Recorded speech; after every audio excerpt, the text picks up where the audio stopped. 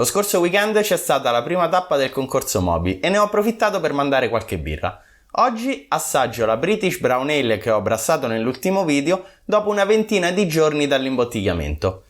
Io sono Lucio, come sempre sei su Homebrewing Diary dove parlo di birra fatta in casa e dopo la sigla iniziamo.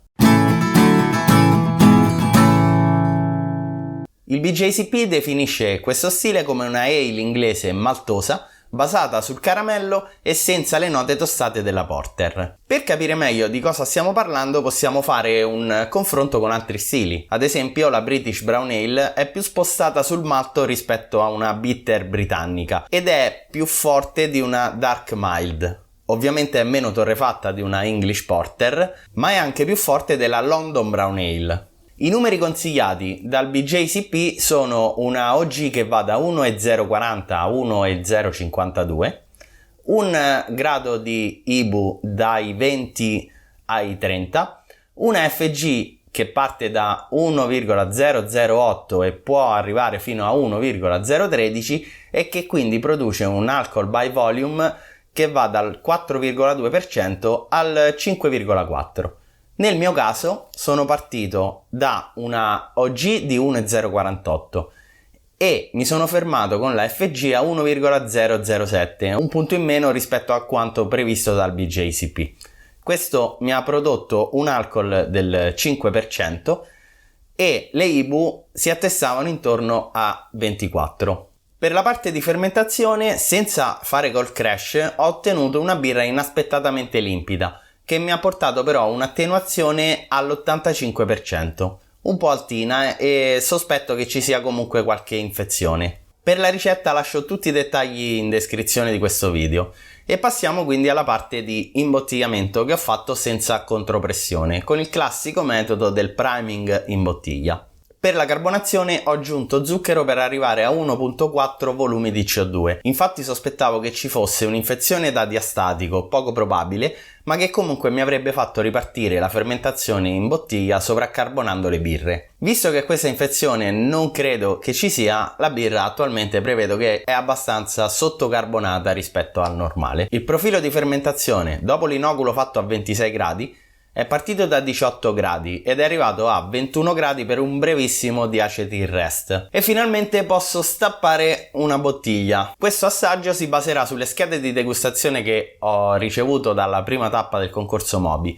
Questo per due motivi. Il primo è che in questo modo ho un parere da giudici molto più esperti di me e che quindi sanno trovare nel bicchiere cose che magari io non sento, e l'altro motivo è che conoscendo il processo di produzione e i problemi che ho avuto in fermentazione, nel mio caso avrei cercato solo i difetti all'interno del bicchiere, quindi non avrei considerato tutta la parte organolettica e di aromi che trovo.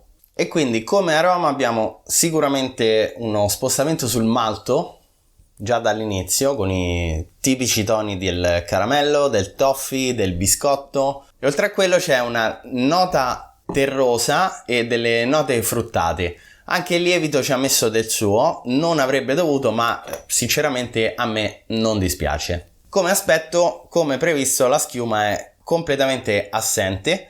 Quel poco che c'è è poco valutabile, ma comunque è una grana molto grande e un colore bianco. Il colore della birra è surramato e devo dire è limpida anche se non si vede dal bicchiere. Veniamo quindi al gusto. I giudici evidenziano un ottimo bilanciamento dolce amaro con un retrofatto molto in linea con l'olfatto, quindi sono completamente soddisfatto ed è proprio quello che volevo. Ci sono delle note di biscotto e di caramello, al naso c'era una nota che torna e che comunque richiama anche il noccioloso, cosa che ho cercato, con un finale bilanciato, quindi su questo sono molto soddisfatto. La carbonazione ovviamente è molto bassa, è stata riscontrata una lieve nota di astringenza, probabilmente data dall'ossidazione, ma ora ci arriviamo. Infatti sono stati riscontrati alcuni problemini che personalmente imputo tutti alla fermentazione. Prima di tutto una lieve nota di solvente dovuta al fatto, secondo me, che la birra ha sovrattenuato e quindi il lievito ha prodotto più esteri del dovuto.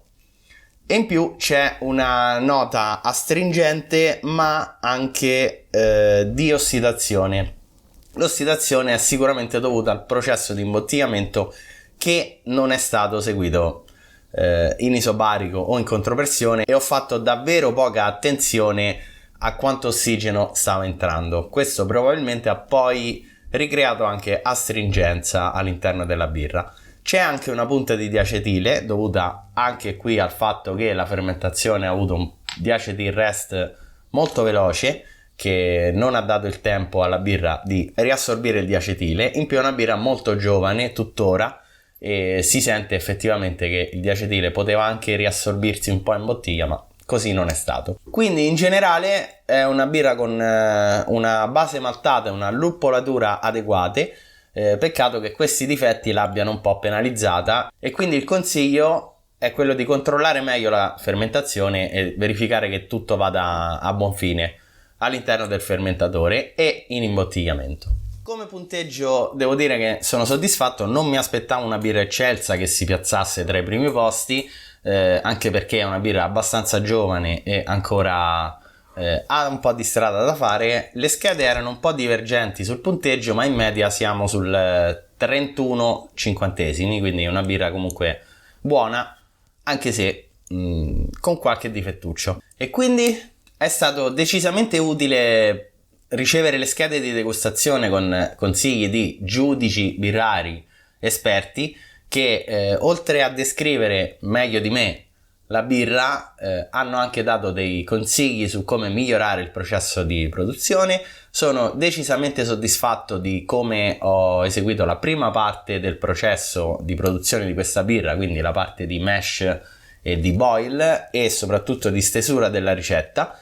Sicuramente dovrò migliorare la fermentazione finale, però su quella ci si può lavorare, visto che è stato più che altro un caso, spero. E questo è tutto, lascia un like per le brown ale se il video ti è piaciuto, iscriviti al canale se non l'hai ancora fatto e alla prossima!